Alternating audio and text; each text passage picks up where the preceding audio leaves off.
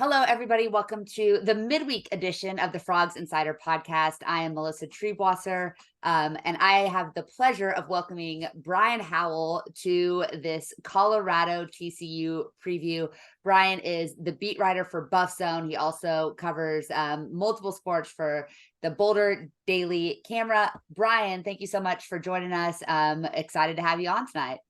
Yeah, first of many, I guess, since we'll be Big 12 rivals. Yeah, this is a ton of fun. You came down for Big 12 Media Days. You booked that trip before, I think we knew officially that Colorado was going to be a part of the conference. And it's a good thing you were there because this is your new home now for the foreseeable future. Yeah, I went down there knowing that it was a possibility, and then it was about 2 weeks later that it became a reality. And I was like, well, I'm glad I went down there. So Yeah, and in the it's meantime, interesting. yeah, you learned some good barbecue spots too. So, Yes, I this is did. the important Yeah, thing for joining the Big 12 is knowing where to get the good barbecue. that's right. But before this game becomes a in-conference rivalry game, we get to finish the second half of a home and home. Last year, TCU went up to Colorado, an ugly first half, but a game that ultimately kind of led to Max Duggan becoming the starter quarterback for TCU, starting a magical run for the Horned Frogs as they went 12-0 in the regular season, lost a heartbreaker Big 12 championship, made the college football playoffs, and advanced to the national championship game. We don't talk about what happened there. But it's kind of crazy to think of how many dominoes had to fall correctly for that season and how they all started out in Boulder a season ago. Now Colorado comes down to Fort Worth and they're kind of in position to be kind of this darling team, maybe not go 12-0 in the regular season, but obviously have all of the hype, all of the energy around the program with the insertion of Deion Sanders, Coach Prime at the helm. We've seen the impact that Deion has had in the off the field, the merchandising, the Yeah. donors, the move to the Big 12. You could credit him with that. But there are so many questions as to what his team is going to look like on the field. Part of that might be a new offensive coordinator. Part of that might be a new defensive coordinator. And part of that might be nearly 90 new players on this roster from a season ago. Brian, what can you tell us about what the expectations around Colorado are this fall? Well, first of all, I'll say one thing that these two programs have in common is they both gave up more than 60 points in their most recent game. Colorado. You're gonna go right there. Brian I'm sorry. was No, talking before this. He's no, I'm ready just to gonna make tell you. this a rivalry. I'm just saying, hey, in that last game, TCU knows how Colorado felt about it 11 times last year. So, but yeah, they gave it like 60, I think it was 63-21 the last game against Utah. But when you ask what to expect, I do not expect that to happen to Colorado. And if it does, it won't be very often. So they're going to be a lot more competitive than they were last year, in my opinion. I mean, I don't expect them to be a great team. I think they could be a bowl team, but this is a team that's going to be competitive. And, they've got a quarterback for the first time in a while, and they've got Travis Hunter, who might be one of the most exciting players in the entire country. They have Dylan Edwards as a running back that not a lot of people know. He's a true freshman, 4-star that actually grew up in Dallas, played for Prime as a youth, and then moved to Kansas and was going to go to Notre Dame and then flipped to Colorado. And he's been an electric player in fall camp. And so they've got a lot of weapons and exciting guys that are going to make this a much more enjoyable season, I think, for Colorado fans. You brought up Shedeur Sanders, and I think that's kind of the key point to start. We saw the difference a quarterback can make. We've seen that all across college football. We saw that with TCU a season ago. How much of an adjustment is it going to be for him going from Jacksonville State to a Power 5 conference in Colorado? And, he obviously has the skill players. You mentioned running back, wide receiver. Does he have the offensive line to be able to be an effective quarterback this fall? Yeah, well, first off, I don't think the adjustment's going to be a big deal for him. This is a guy that, he wasn't the traditional FCS quarterback, and we have not seen a lot of FCS quarterbacks. I actually went back and looked in the last 5 years. The only FCS quarterback I could find that went from FCS to a Power 5 starter was Cam Ward at Washington State last year. Shedeur will be the second one, and there's somebody else, Illinois or Purdue or something like that, that is going to do that move. But unlike those others, Shedeur had big time offers coming out of high school. I mean, he had Power 5 offers coming out of high school, chose to go to Jackson State to play for his dad. So he's a little bit different than that. So he's grown up around big time football. He trains and learns a lot from Tom Brady. The adjustment's not going to be a big deal for him. Does he have the people to block for him? We're going to find out. I mean, that's one of the biggest question marks about this team is how good is this offensive line? And I don't know. I mean, they've got 5 guys that were starters at their colleges last year, but the only two that were at the Power Five level were at Colorado, which was maybe not maybe. I mean, they were really one of the worst offenses in the country. I mean, they were probably bottom five offense in the entire country. So you have two offensive line starters in the Power Five, and they were both from this offense. You have a couple guys from Kent State that that's a jump up from the MAC to Power Five, and then they have some guys that were FCS or junior college All American or All Conference players, so accomplished but at a lower level. That doesn't mean these guys can't play, but we just haven't seen it, and so I don't know how good this group is. So to answer your question, I don't know. They think so, but they've been going against themselves all practice or all off season. So how are they going to do against TCU, against Nebraska, against USC? I don't know, but I think that they're confident in that group, but we got to see it. Well, you talk about confidence in a group. When you turn over your roster like that, how much of an impact does that have on just the feeling around a program, the leadership in the locker room? You have all of these guys coming from different places trying to come together and do so. I mean, really, it's been kind of like, what do they say? Building the plane while it's in flight, right? That's what it's feel like, because it feels like the roster is changing almost every single day up until a couple weeks ago. Do you think that this team can come together enough to, like you said, potentially be in contention for a bowl game, or is that going to be a learning curve as well? Yeah, and I'll even say it's been even sooner than that. I mean, on Friday, all of a sudden, a new linebacker showed up that was at Arizona State, got kicked off the team 2 weeks ago. All of a sudden, he showed up at practice at Colorado. So they're adding guys even now. They keep telling me that and Prime will tell you that chemistry. He's not worried about that. He just wants to win. And frankly, from what I've seen, being around these players, and I got to go kind of be around them one day when they were working out in the summer. Chemistry is not an issue. These guys have come together, and I think they're all bonding over the fact that they're coming from all these different places and going for the same goal. And as far as leadership, I think that this coaching staff has done a good job of they've really brought in leaders that and sort of handpicked them. I mean, Shedeur Sanders is a leader, and that's his son, so he's going to be a leader right off the bat. Travis Hunter, just because of who he is a leader and a guy that people are going to listen to.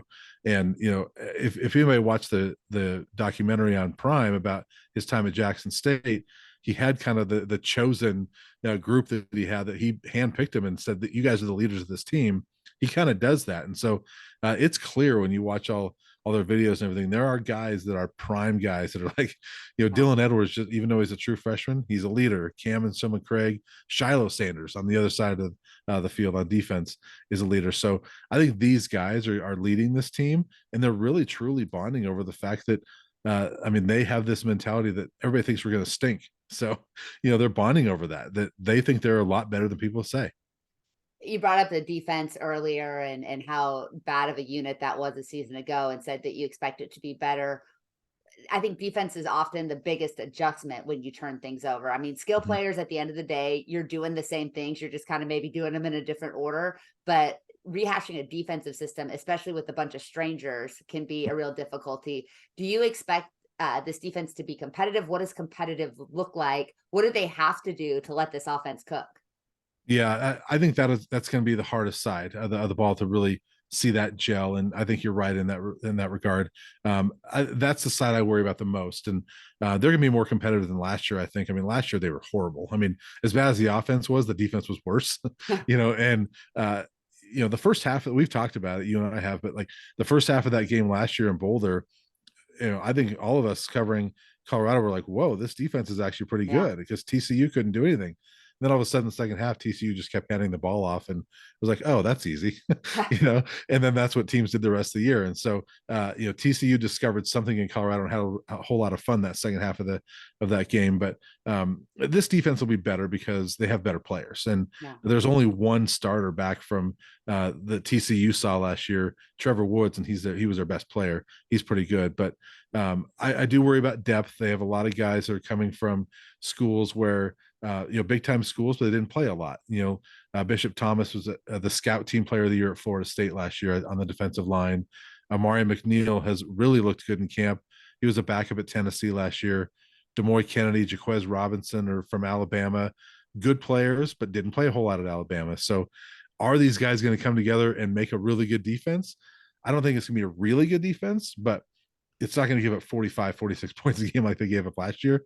I think if they can keep offenses to around 28 to 30 points a game, then this offense could be good enough to get CU to a bowl game.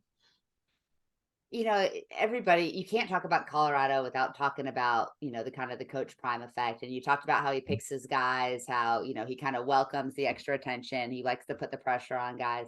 That is all well and good in fall camp. It's all well and good at the podium. But when games start, if things don't go well, if this team isn't competitive, is this the type of team that's going to stay kind of rallied around? Is he the type of person that can keep them rallied around? Or I hate to call it a shtick, but it's a coach thing, right? It's kind of a shtick. Is that shtick going to work if this team starts 0-6 or 0-7? Well, we'll find out. Well, I don't know if we'll find out or not. Yeah. We could find Yeah. out. I think that's one of the biggest question marks is how he's going to handle it. And, I have watched, throughout this offseason, I've gone back and watched some of his press conferences after losses. Actually, somebody told me he doesn't talk after losses, and I went back and found he actually does. And he actually did good after losses. I was there for one of them after the Celebration Bowl. The difference is he was losing 2 games a year. Yeah. And so that's a little bit different. If they start, if they get blown out in Fort Worth, and then if they lose their home opener against their big rival, Nebraska, and if they lose to Colorado State at home, things like that, if they start to snowball, it'll be interesting to see. But I think that he has such the backing of these players that I do think he'll find a way to keep them together. He has not experienced a lot of losing, Yeah. especially as a coach. But I think that he is the type of guy that can keep these guys together even through tough times if they happen to hit this year.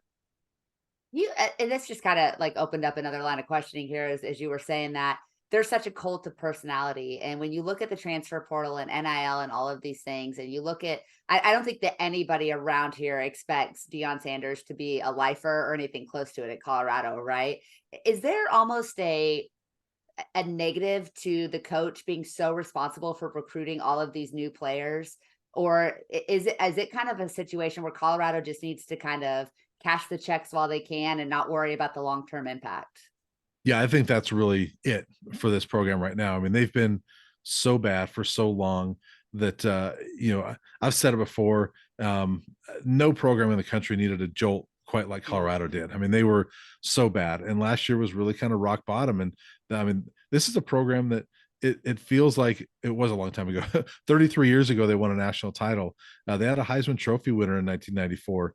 They were an elite program throughout the 90s, and that's a long time ago. But this was a proud Not program. if you're an A&M fan. Like if you're an A&M fan, that's what like, 40 years ago, that's still pretty fresh. So right. Yeah. And for a lot of Colorado fans, it is, right. That was my high school and college years. So, people remember that stuff. And this was a once proud program, and it's fallen on hard times, and they needed a jolt, especially after last year. So I really think that Colorado, whatever, if he's here for 1 year, 2 years, great. Just get us somewhere to where we're relevant and respected finally, and win some games for us, because that's what they want. That's what they need. And if he's only here a couple of years, he leaves the program in a better spot. That's the hope. yeah. You talk about a program needing a jolt, and not to the depths that Colorado did, but TCU needed a jolt after 4 kind of subpar years under the final 4 years of Gary Patterson's tenure in Fort Worth. Was not the program that had built itself up to be. Sonny Dykes came in and delivered that jolt. Mm-hmm. You actually had a chance. We're recording this on Monday night. This probably won't release until Wednesday. You had a chance to talk to Sonny Dykes today, I believe, and get about 15, 20 minutes with him as he prepares for Colorado. What do you kind of take away from your conversation with him, and what's the one thing that you think that he's really looking to in preparing for a team that really no one can prepare for, because nobody has any idea what to expect of the Buffaloes this fall? Yeah.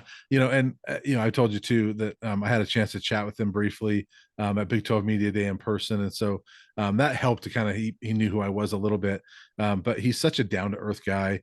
And I'm not saying one's good or bad, but it's such a contrast from Deion Sanders, and that, we don't have a whole lot of access to Deion Sanders because he's a celebrity. Right.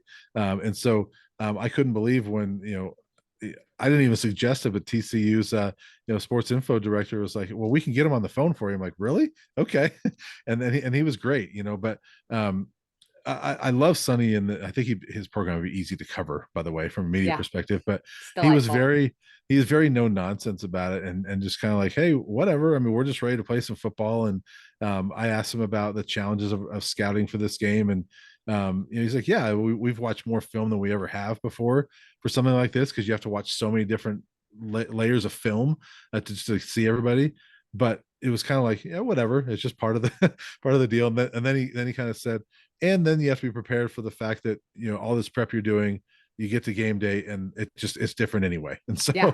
you know and I came away from it thinking, I think people make too much sometimes of scouting, because Mhm. football is football sometimes. And these coaches, Sonny's coached a long time, Joe Gillespie's coached a long time, right? They just know how to adjust, and there's probably nothing that Colorado's going to do that they haven't seen, and there's nothing that TCU is going to do that Colorado coaches haven't seen. So it's really how you adjust and things like that. But I really like the approach, and I talked to Sonny about this game is interesting, because I said, you guys are coming off of being in the national championship game. Have you noticed, or has it just me, or has it felt like this game is all being hyped about Colorado? And he goes, no, that's about right. Yeah. And Colorado's the one getting the attention here. And he goes, I'm fine with it. Yeah. And he did mention, he goes, he thinks that the TCU players see that, and that they've got a little chip on their shoulder because of that. But for the most part, he doesn't care. And he's like, fine, let Colorado have the spotlight. We just want to go out and play football. Well, and at the end of the day, Colorado, TCU probably isn't hosting Big Game Saturday on Fox, Big Noon Saturday. I think that's the right way Yeah. to say that.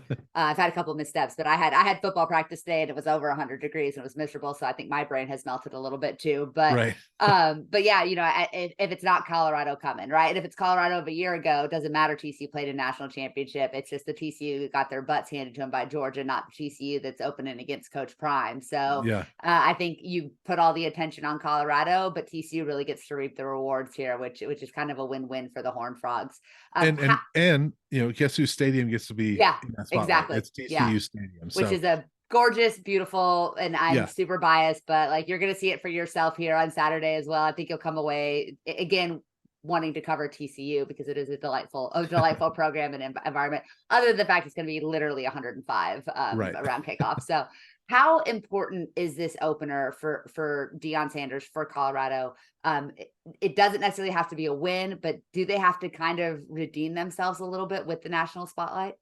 I think so. I didn't watch the NFL game on Sunday night, but saw the clip where Aaron Andrews was doing a report, where she talked about, I mean, Colorado was featured in that game, Yeah. and she talked about what Colorado's going to wear, and she said that Coach Prime told her the players are going to wear sunglasses as they come out on the field. Like, they're putting this spotlight, this target on I hadn't themselves, heard that. Wow. and I mean, they're going to be wearing.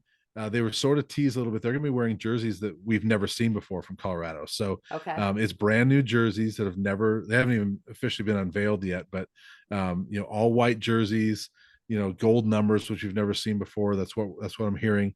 Brand new cleats that even LeBron has, tweeted out that he needs to get a pair of those. So there's all this target on their back, right? And so if you go out and get blown out, yeah, that's not a good look. But if you go out and you play fairly well and you're competitive, and it's a game going into the fourth quarter, even if you lose by 17 points, but you're in it, I think that's a big deal, and that's a good thing for Colorado. And I don't think they need to win this game, to your point. I mean, if they win it, that's massive. Yeah. But if they're competitive, I think that really sets the table for what could be a nice year for them. It's going to be really interesting. I didn't know that about the new uniforms or any of that Yeah. too. The sunglasses. I will definitely be on the field early. I think for runouts for that. That's going to be something to behold. The whole spectacle around this game that you would not normally get for an opener between a program that was 1-11 right a season ago, and another team that lost by 50 plus in the national championship game. It's immediately become one of the best and most exciting games of the weekend. All that being said, I'm going to put you on the spot. Okay. How do you see this one going? And if Colorado wins, how does it happen? If Colorado doesn't win, what did TCU do to keep them from doing so?